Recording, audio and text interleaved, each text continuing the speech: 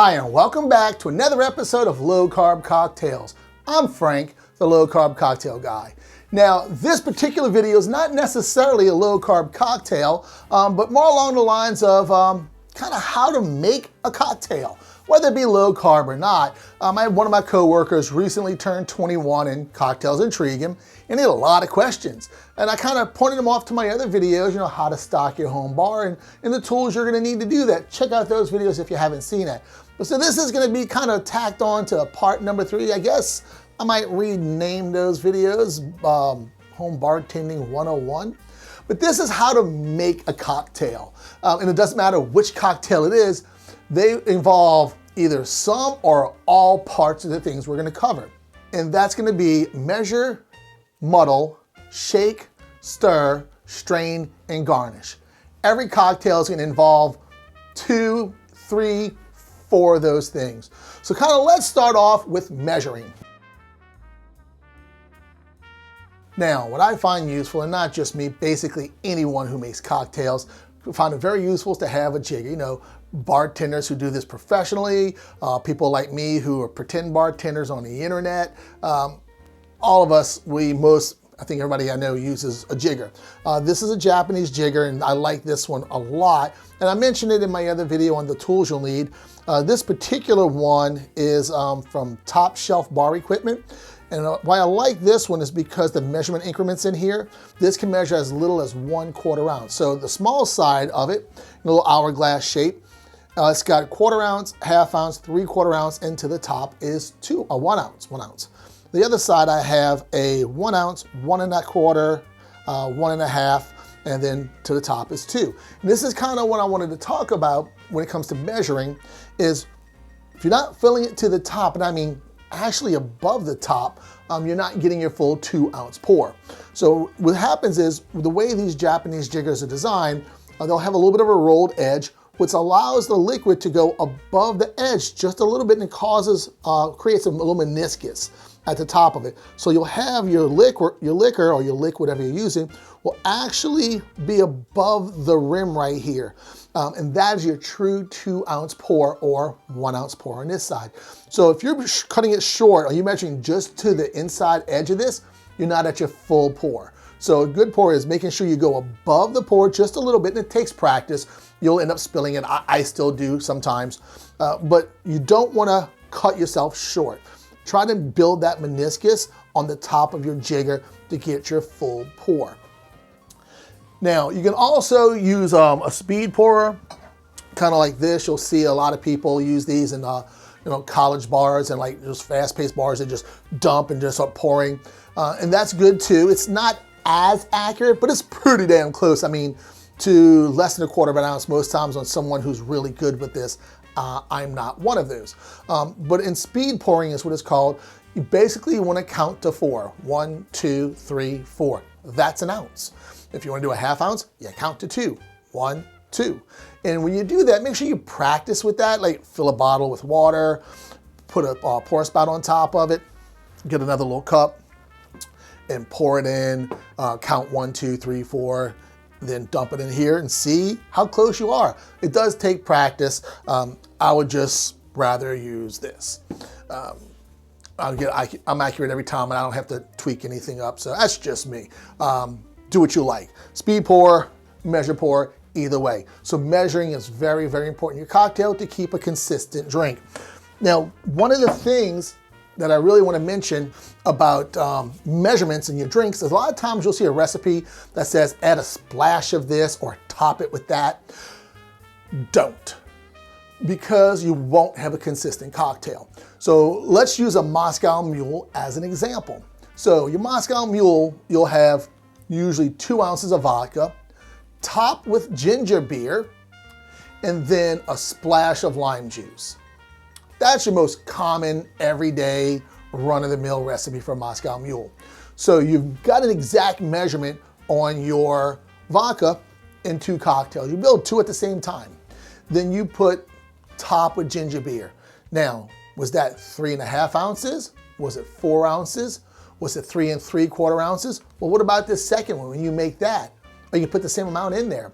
So if this one's gonna have, 3 3/4 ounces of ginger beer. This one might have 4 1/4 ounces. Your flavor is going to be different. Now talk about the splash of lime juice. Put a little splash of lime juice. Is that a 1/4 ounce? Is it an 1/8 of an ounce? Is it a 1/2 ounce? I don't know. I just threw some lime juice in there. And I do the same thing over here. The measurements aren't going to be exact. So I don't splash, I don't top. Now, if I have a cocktail, usually a highball, spirit with some carbonated beverage, and it says top with Moscow Mule as an example, is I'll do 4 ounces of ginger beer. That way, my cocktail will have a consistent flavor every single time. I can make 10 Moscow Mules and every one of them will taste exactly alike. There won't be any difference. I'll do, like I said, 2 ounces of vodka, 4 ounces of ginger beer, 1/2 ounce of lime juice, done. They're all taste the same. But if you don't do that, you make 10 Moscow Mules, you can end up with 7 or maybe even 10 different flavored drinks. Your ratios may be off a little bit. So it's best to never top, never splash. Measure those. That's what you got this for.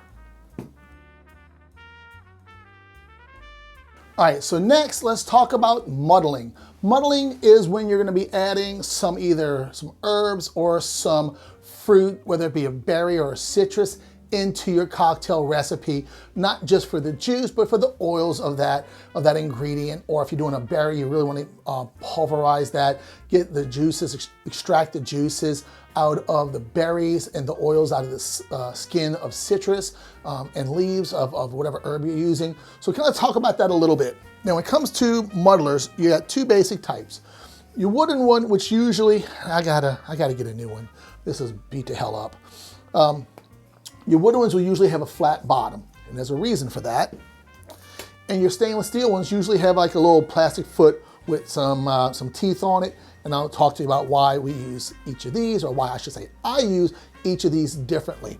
So as an example, let me get this here. So we use a little clear glass so you can see. We'll talk about with herbs. I'll use a wooden muddler with herbs most of the time, well, all the time. I will use this for fruit sometimes if I can't find this one, or depending what the fruit is. But for herbs, I will always use a flat wooden muddler. As an example, for mint, let's take some mint as an example. So I'm take just a couple of mint leaves here. And if you notice on whether it be basil or mint, whatever it is, you'll see the little veins in your leaf. Well, if you break those leaves too much, what's going to happen is you're going to release chlorophyll into your drink. Now you have a bitter cocktail. So you want to be very careful when you're muddling herbs not to over muddle them. So you drop those in your glass, and usually a little simple syrup or some juice on top just to make it a little easier. And a lot of times you'll talk about cocktails where you'll put some granulated sugar, or in our case, maybe an allulose, granulated allulose, or monk fruit or something like that. But that will have a tendency to tear the leaves also, so make sure you really gently muddle things like that. But that's why I usually use simple syrups instead, so I don't have that problem. But to muddle, you just want to push that to the bottom of the glass, a gentle push and a slight twist. So that's it, just not much, not a lot of pressure, just gently press down and twist. So, and you start to smell that mint coming out, and you're really, really good. When you're looking at the leaves themselves, you'll see where some of the leaves are darker green than the rest of them. That's that oil's breaking up. So again, don't want to press too much. We don't want to over muddle, just light and gently, and that's it. Love mint cocktails. So that's how you want to muddle an herb, whether it be mint or basil. Use a flat muddler, not the stainless steel with the teeth, because that's really going to tear up the leaves.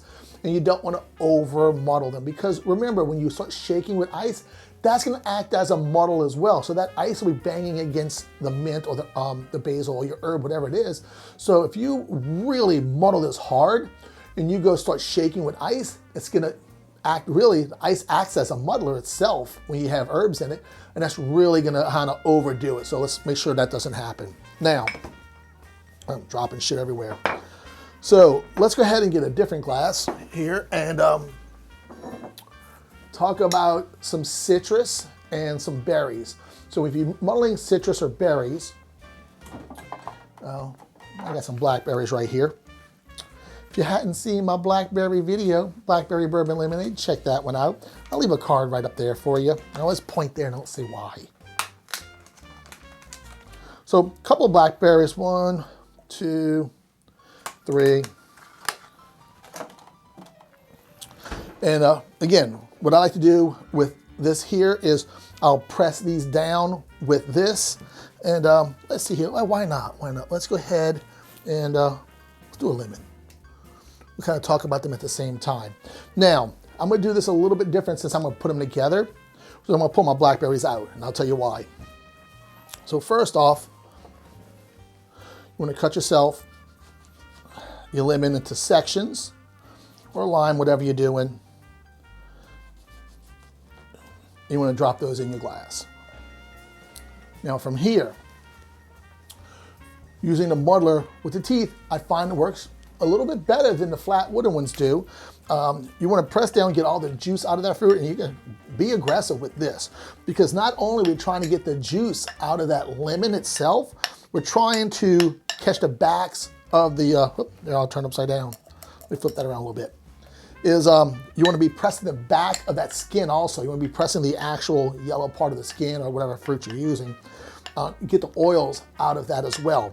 So now, if you're going to be doing fruit and a berry at the same time, do your fruit first, or your citrus, I should say. If you're doing citrus and a berry combo, do your citrus first, because that takes a much harder muddle. Get all that work out, then just kind of press the berries down, same kind of concept as the lemons. Press hard, twist hard, and then get it all smashed up. So now, get off of there, get off of there. All right, so now I have an idea. Let's take our mint. Ooh, just a little bit more. A little more in there. So we got some lemon, we got some blackberry. We're gonna save that for the next section of the video. We'll put all that in there. Put that aside. So that's about your muddle. Don't over muddle your herbs. Citrus, make sure you use one with teeth. I find it's a lot faster. It's not necessary to use one with the little plastic bottom with the stainless steel arm, but I do find it works faster for my fruit, especially hard fruits like citrus and trying to get into the skins. There's that. So this actually smells really good. I can't wait to do that. Put that aside. So we're talking about our next thing, and that is shaking. So we thought about measurement. We talked about muddling. Now let's talk about shakers. There's two primary types. You'll have the Boston shaker, which you see here, which is a large tin, a small tin, or sometimes it's a large tin in a pint glass. That all works just as good. But I do have a preference of the tin on tin rather than tin on glass. And that's because when I'm putting my ice in here and I shake it, it chills a lot faster and seals a lot faster as well. Whereas if I'm doing glass and tin here like this, what's gonna happen is the ice, the chillness from the ice, or the thermal temperature of the ice, will go into your glass before it goes anywhere else. So it's gonna take longer to chill. So it's gotta chill your glass before it starts to chill your drink. So that's why I like doing a tin. The tin chills super fast. So as soon as you start shaking, everything's getting cold immediately.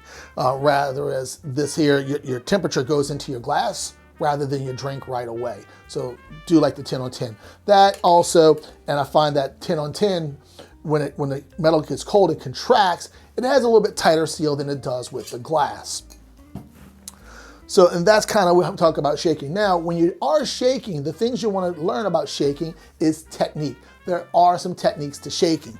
Now, one of the things we want to talk about is when we'll shake a cocktail in a minute, obviously, but I see a lot of people kind of shake like this. And there's nothing wrong with that. There are better ways to do it. And one of the ways I like to shake is over the shoulder, front and back. It allows a harder shake. It allows me more pressure forward and back. Because we're not just trying to mix the ingredients. That's not it at all. That's one of the several things a shake does. So when you're shaking a cocktail, first off, yes, you're trying to blend the ingredients. But I can just do that by stirring it. So what also is happening is I'm rapidly chilling the cocktail down quickly. Rapidly, quickly, same thing, yeah. Y'all get the point. As well as creating some aeration.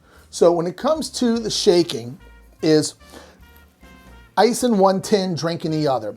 Build your drink in this one, ice in this one. Because if you do it the other way around, because you can build about 2 cocktails in this, but you probably could fit about enough for 3 or 4 cocktails in here. Then once you put your ice in here, there's just too much liquid displacement, doesn't work, shit goes everywhere. So that's what we want to build in here, ice in here, and then shake together. You'll hear a lot of people say, put your cheaper ingredients in first, because if you mess something up, like especially if you're using egg white or something like that, is the main reason they say about that, is if you mess up, you can just dump it out and you're not wasting liquor first. But whatever. Anyway, you want to go ahead and cocktail in here, ice in here, put them together, and then when you seal it, you want to make sure that you don't go straight down. You want it on an angle. Put it on the angle, slide it on an angle, so now you're going to have a seal right back here. Tap it down. You don't have to bang it, you don't have to like Hulk smash it, and you're going to shake it. And as you're shaking, what I like to do is go front and back. I've seen people shake like this up and down. That'll work, but not as good as front and back. This has a lot more motion than this does. You're only getting like an inch up here, inch down here. But here you got to extend that whole arm. You got look how far out that goes. So look at that. So you get a lot more reach, and what's going to happen is you're giving that ice more time, more momentum to build up. Because what you're trying to do is you're trying to snap forward so that ice in here slams up against the bottom of the tin, and when you pull back, same thing. The ice smashes to the back of that tin, and you'll start breaking up the little ice pieces, and that's where your dilution and chill comes from, is breaking up the ice. So by coming forward and back and snapping it forward, snapping it back, snapping it forward, snapping it back, you have those ice pieces breaking up, chilling, diluting. Because the larger pieces of ice that are still in there, it's sloshing around and creating aeration. And what the aeration is going to do is going to create a better texture and a better mouthfeel in your cocktail. Now, the key thing about shaking is when should you shake? Basic rule of thumb, citrus or juices, you shake it. Cream, milk, things like that, you shake it. Egg whites, you shake it. Or a whole egg, like a nog or something, you'll shake it. So whenever you're adding something more than just a spirit, kind of spirit forward, a spirit heavy kind of cocktail, juices, citrus, cream, things like that, you want to shake it. So that's that. Now, for our stirred cocktail, that's what your mixing glass is for, and your bar spoon. When you stir a cocktail, it's usually going to be either all spirits or mostly spirits. For instance, a martini, you're going to go with vodka and vermouth. There you go. Liquor, liquor. You don't shake that. What happens is when you do shake a martini, and you hear James Bond all the time, I'll have mine shaken, not stirred. It does change the flavor, minimal. It's not a huge difference, but there is a difference when you shake a martini to stir a martini. And also, your presentation's definitely not as nice. Some people call it a bruised cocktail, speaking about shaking a martini, because the color of it's cloudy, it's very opaque. Whereas if you're stirring a martini, it's gonna be nice and crystal clear. Unless you want a dirty martini, then you add a little olive brine. But it's just a classic martini with a twist, should be crystal clear, and that happens from stirring. And the proper way to stir is one with a bar spoon, and there's 2 ways you can do this. The bar spoon I have has a weighted end, so I like to use the weighted end and just put it against the glass and go around the glass.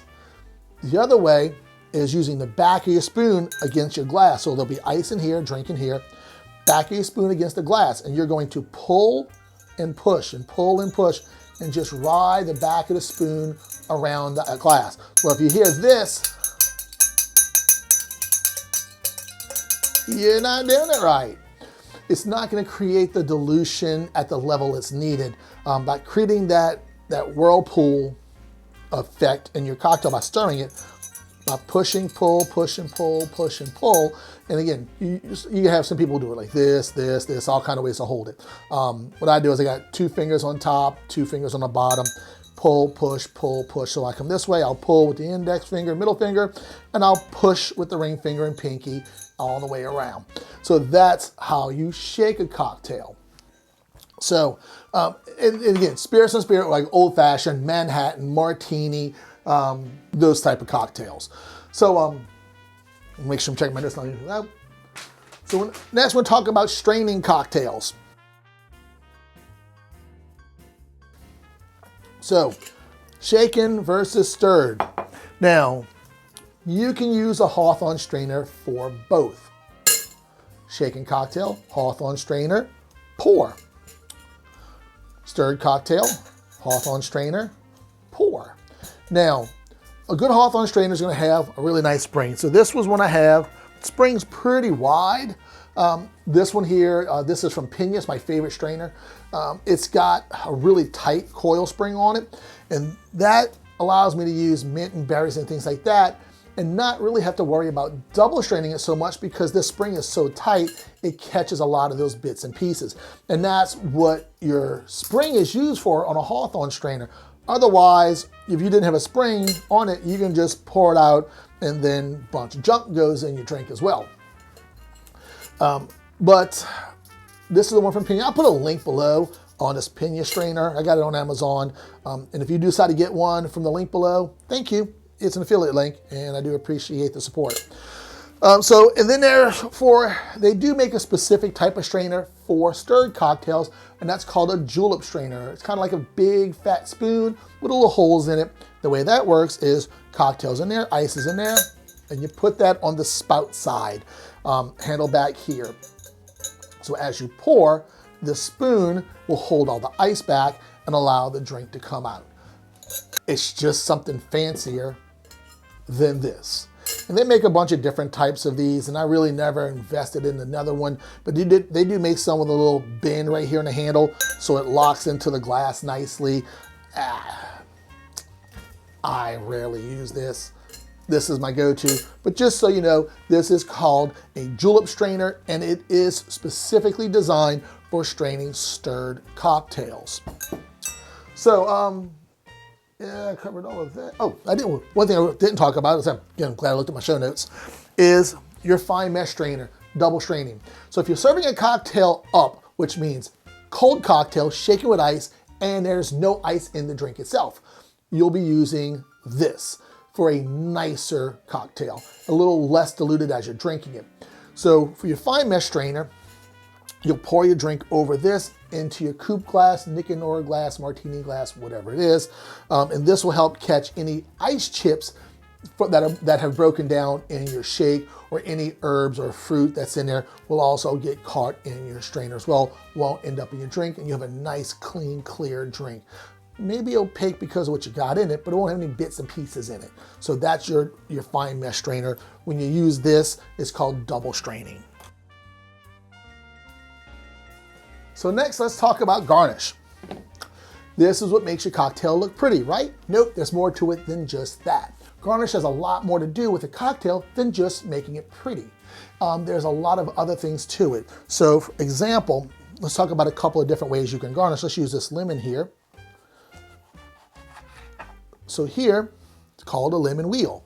Long Island iced tea, you cut yourself circle of lemon, cut that on your glass. Booyah! Super simple.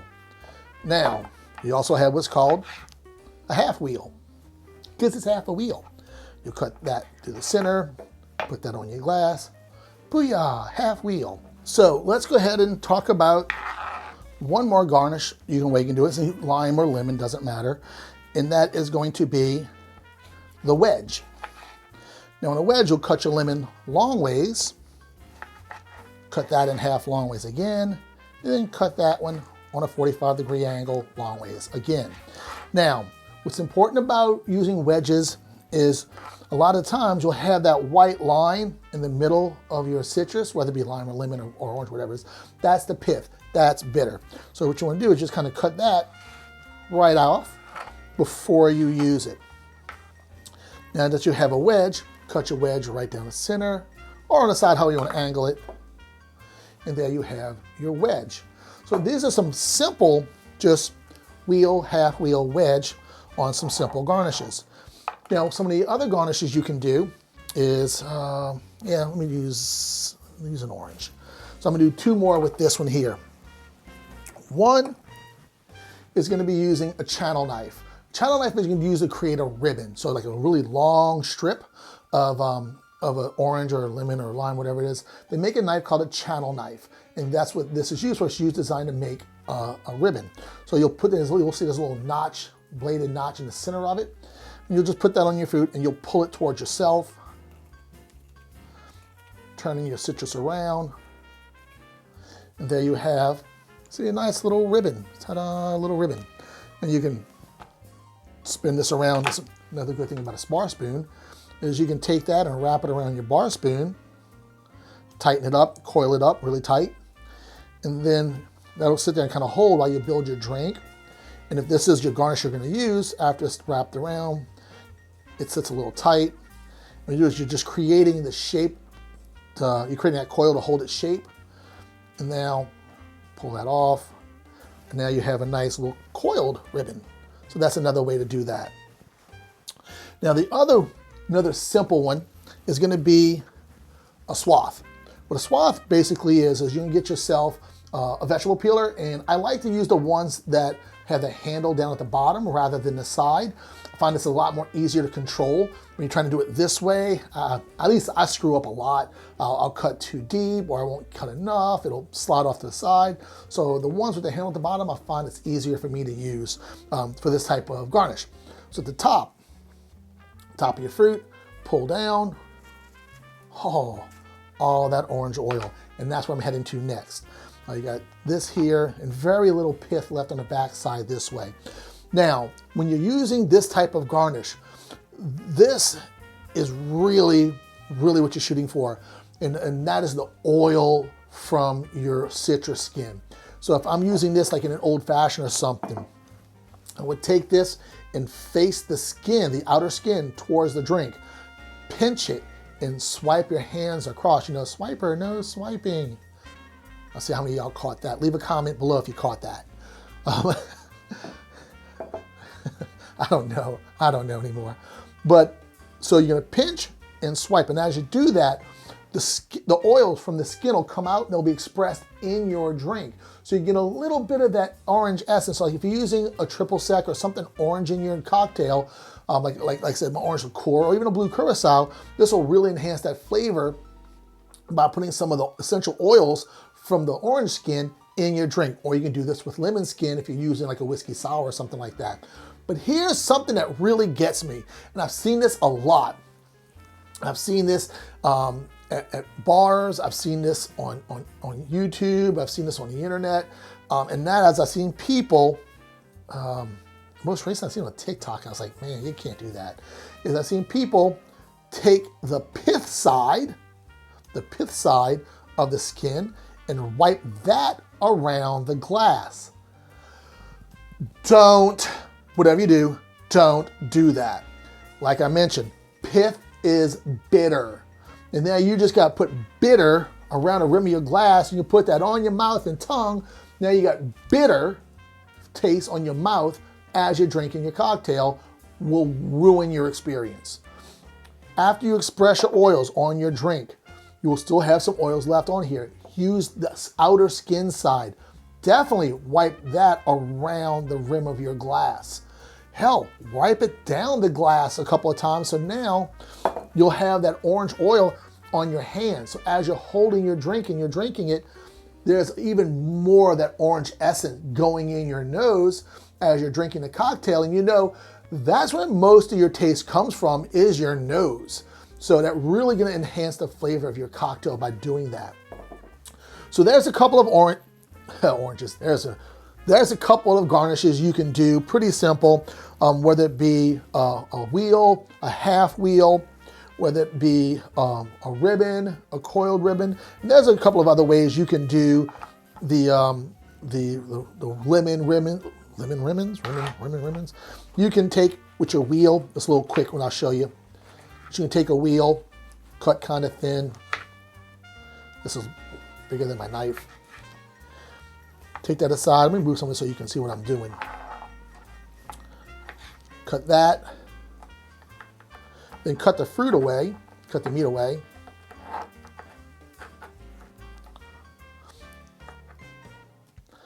Get all that down. This is a little time consuming to do this.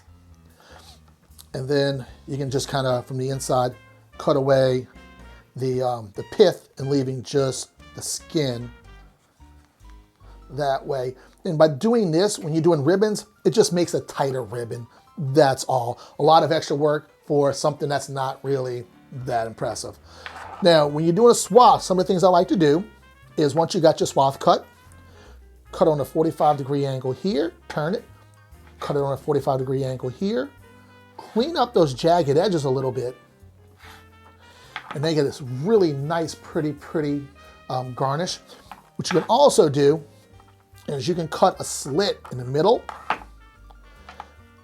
Now that'll sit on your glass like that. Look how pretty that is. So you have something like that to work with. Now you can take that a step further. You can cut another slit off to the side, or 2, or 3, fold those up, and come back to your glass. Now you have something a little fancy like that. You know, so you get 3 little flares off to the side of your garnish. Those are just some different, and there's tons of videos on how to do different garnishes, but this is just some simple ways and why we're gonna garnish. It's gonna create that essence of whatever that citrus is to be added to your cocktail. And one last thing, we'll talk about mint, a little mint sprig. The best way to have mint as a garnish is not just to go, mint sprig in my cocktail. You're not really gonna get the benefit of having that mint sprig. What you want is you want to express those oils. Just like muddling, you want to express those oils. And one thing that's really easy to do is you take it in your hand and give it a clap. I mean, don't just go karate, paya! Don't do that, don't do that. But just a little clap, just clap like that. Pat it a little bit, wake the oils up. Now that smells delicious. And you'll add that to your cocktail, or to your cocktail, or to your cocktail. And what else? Not big enough. It's too big of a cup. But you'll add that to your cocktail, and then you have a nice mint garnish. Mojitos. It's all like them mojitos. Great garnish for that, or any mint type cocktail. So guys, there you have it. The basics of making a cocktail. Doesn't matter what the cocktail is. It doesn't matter if it's a Manhattan. It doesn't matter if it's a margarita. You're using these steps in one form or another. You're gonna measure it. You may be muddling. If you want some like a mojito, you're gonna muddle some mint in it. If you want a smash cocktail, it's kind of what this is. It's gonna go with some fruit, some herb, some spirit, some sweetener, smash all that up together, pour it in, then your thing is your shake. Don't forget, you're not just trying to mix the stuff together. You're trying to quickly chill. You're trying to dilute, and you're trying to aerate. Those are very important in making your cocktails. And remember, one thing I can't stress enough is a good forward, snap back. Snap forward, snap back. Oh, one thing I didn't say is when you're doing that and you're making drinks for friends, always have your top 10 facing you. So if by some chance this does come loose, it kind of gets on you and not goes bam and ends up, somebody over there wearing a drink. Your friends won't like that. So just a little pro tip for you there. By no means am I a pro, but I call it a pro tip anyway. So that's it, guys. Again, in some fashion, form, or another, you'll be using these techniques to make a cocktail. So let's go over this one last time before we head out. First is you're going to measure. That ensures a consistent tasting cocktail every single time. Don't top, don't splash, measure that shit. Secondly, muddle. If you're gonna be having a cocktail that's gonna have something muddled in it, mixed in it, go ahead and muddle it. Like an herb or a fruit or a citrus, something like that. That's not just the juice. Then you have your muddle. Then you have your shake. Or if you're not having a shake, you're gonna have a stir. And you will stir a muddled cocktail in one situation, well, actually two I can think of. Old-fashioned Sazerac. You're gonna have a sugar cube on the traditional ones where you would muddle the sugar cube with bitters and then stir that. But we don't do sugar cubes, so we really gotta worry about that. After that, your strain, again, Hawthorn strainer can be used universal on shaken or stirred cocktails. I'm gonna leave a link below on the Pina. It is my favorite one. It's got a nice little rubber thumb rest for a good grip on it. And it's got a really nice gate, which means how it pours when it opens. It's got a nice tight spring. It comes with a larger spring as well, but I like the tight spring. I won't be double straining as much. And speaking of double straining, fine mesh strainer, double strains. And if you want to get fancy with your stirred cocktails, grab yourself a julep strainer. A lot of this stuff comes with the home cocktail kit already. And then finally, your garnish, whether it be a twist, whether it be a ribbon or a wheel, half wheel, a fancy swath, some herbs at the end of it. Make it pretty and enhance the flavor. All right, guys, that's it for me. I got some drinking to do, as y'all can see here. And thank y'all for watching. Y'all have a great day, because I'm using this and I'm gonna have a great day too. See y'all later.